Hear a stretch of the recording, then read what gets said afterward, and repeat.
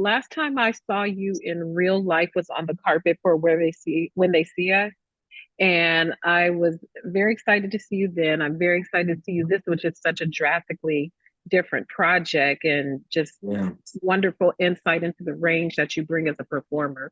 So let thank you me so start much. with asking you, my pleasure, beginning from the time when you first met Cootie, that version that you met on the page, how far different is that entry point into that character from what we ultimately get to see in the series? How has it changed and twisted and turned?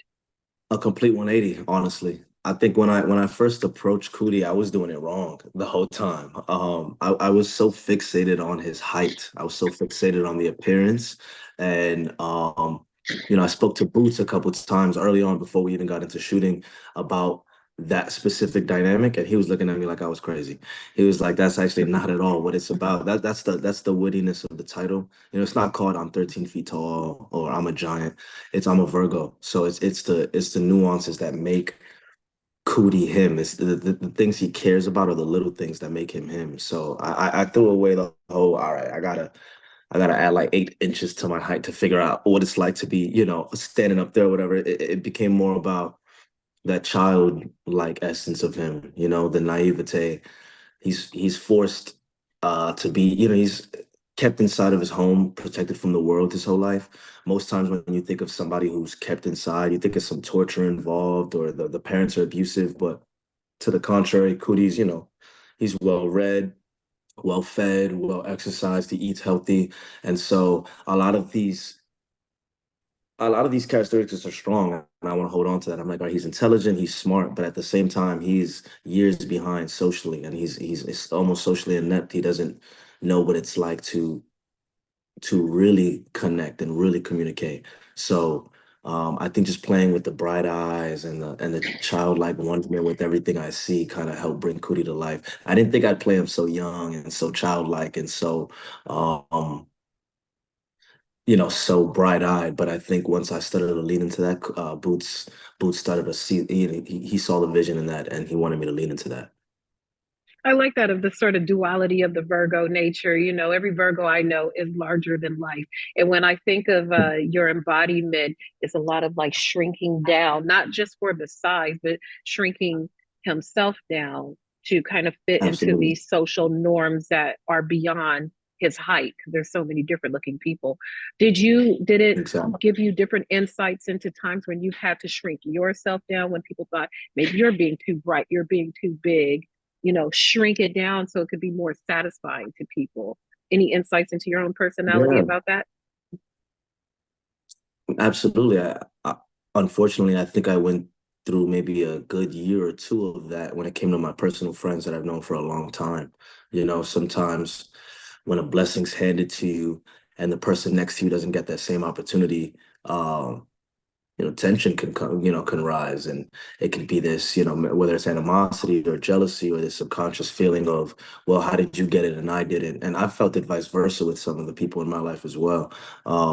So even going back home to my family, Jharrel's Hollywood, my mom like, oh, what's up? Mhm. What's up, Hollywood? What up, movie star? And it's a compliment and I smile, but it's almost an uncomfortable smile sometimes because just, 5 years ago, I was just everybody was picking on me in the house and pushing me around. And so having to come back home and maybe take off a chain or take off a nice piece of clothing so I could just kind of remember that I'm just right here with my mom and Dominican from the Bronx, like all of us. So Mhm. that's kind of that's kind of the way I could relate to the closest. But I think in most scenarios we all feel that we all have a mask or we all have something that we have to put on just so people can connect with us or like us. And Cootie lived that 24/7, no matter where he was, even at home with his own guardians, especially after that trust was lost.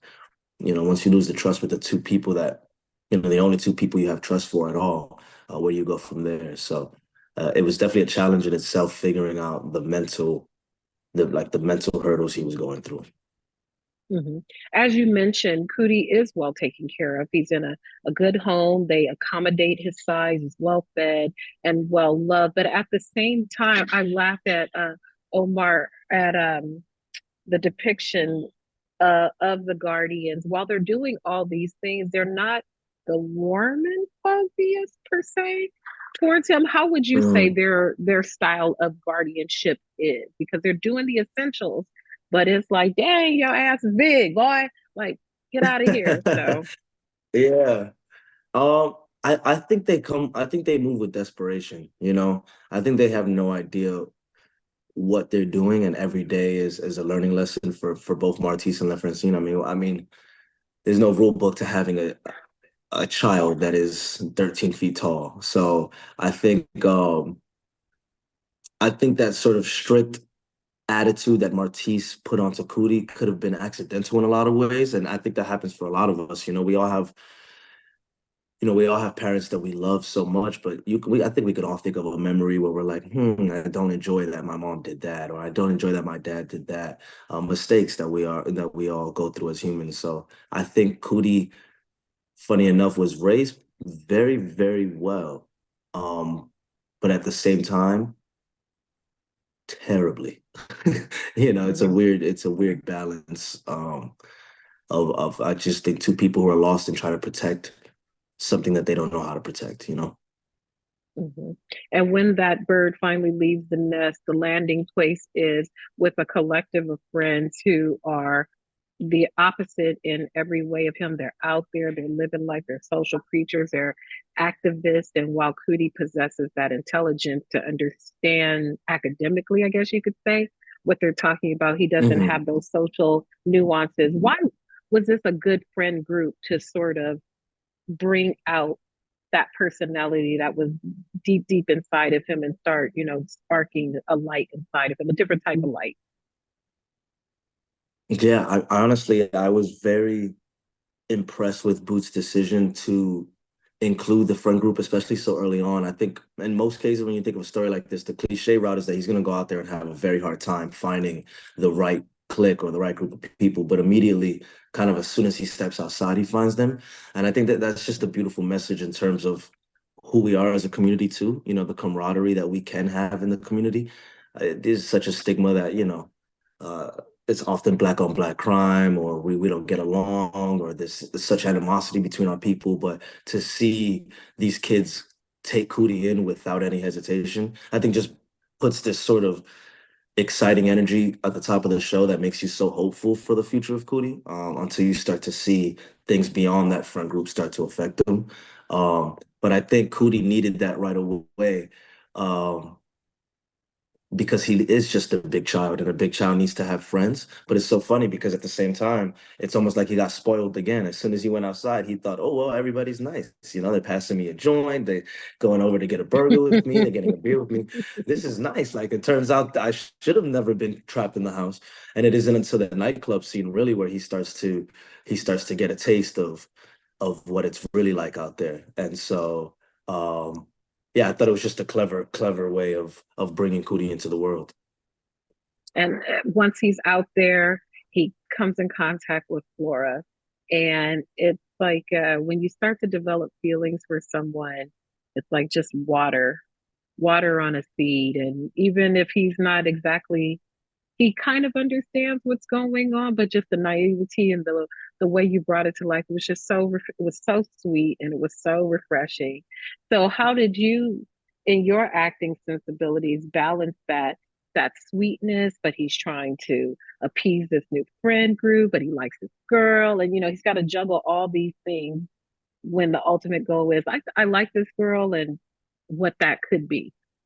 Yeah, yeah, it was definitely a lot of mental gymnastics. I think at some point I was trying to be very purposeful with my facial expressions, and I was almost trying to put in like three different emotional expressions in one moment because of that exact thing you're talking about, of how confusing it is for him. He's trying to balance all these different new emotions, not just emotions. We all, we've fallen in love. We know what it's like to like. We know what it's like to crush. But what's that feeling for the first time, and falling for something for the first time? So, um, it helped meeting Flora and Bing Bang in the restaurant because I was so hunched over. And that just fed entirely into the performance that I needed to give off anyway. Um, in a lot of scenes, I'm hunched over naturally because Cootie can't fit into the space. But if you look at the scenes in Bing Bang, that's where I'm the most hunched over. I'm almost like completely uh bending all the way down. And so how do you flirt with a girl and try to be as smooth Mm, as you can when your body's kind of distorted and uncomfortable in the space? So a lot of the a lot of the physical like the physical part of it all that I was forced to do because of the forced perspective and the way we shot it just fed into a lot of the uncomfortable, awkward cuteness that I was able to kind of put into it. It almost came with what I was doing. It's like when you put on, an outfit, you put on a nice fit, you're gonna feel confident, you're gonna feel good. You might even be able to get that girl's number tonight, not because you're a different person tonight. It's just because you're in the clothes you like and you feel that confidence. And so once you're stripped of that and maybe you still ketchup on your shirt at dinner and now you're outside trying to get somebody's number, you're not going to feel so confident. And so Cootie being so hunched over in that space, he's forced to feel uncomfortable in a position where he's trying to be as cool and suave as he can, but he doesn't know what cool and suave is, so it's funny. I enjoyed that so because it reminded me of every male friend I have when they talk about approaching a girl and how it's like the most humbling spirit or humbling experience of their life, and it's like you just don't know what's going to happen. And I like Exactly. if being humble was a person, this is it.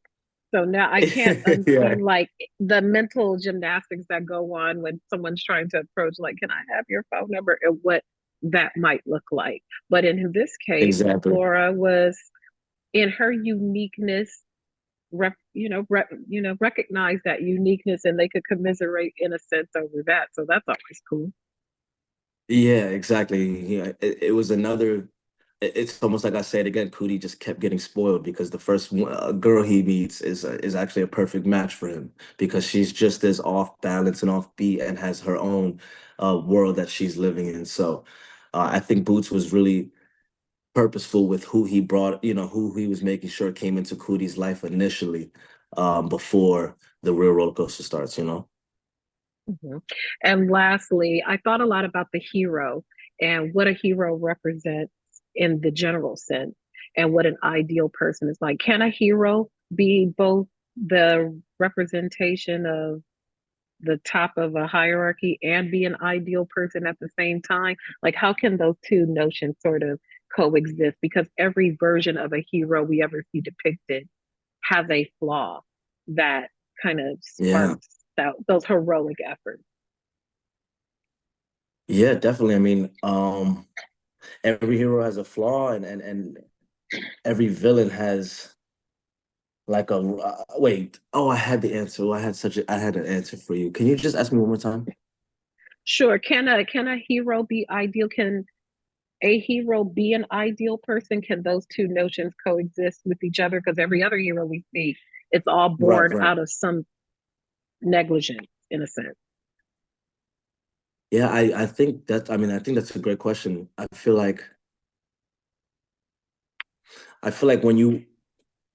in order to have all the power, there's something you have to do to get there, and there's something you have to take it from someone else. So I think if we're talking about a villain, no matter what, that power hungry stance that a villain's gonna have, you're gonna have to step on somebody. And unfortunately, if a hero's gonna want to take that down, they're gonna have to meet that mentality. And so I can't imagine there being a perfect person being at the top of a hierarchy simply because of the mentality that's needed to maintain power and to maintain Mm, control, which is why I love the conversation about capitalism, because that's pretty much what capitalism is. It's this idea that we are a hero, we're saving and keeping the peace, but in order to do it, there's a lot of corruption that needs to be involved in order to make it stay the way it is.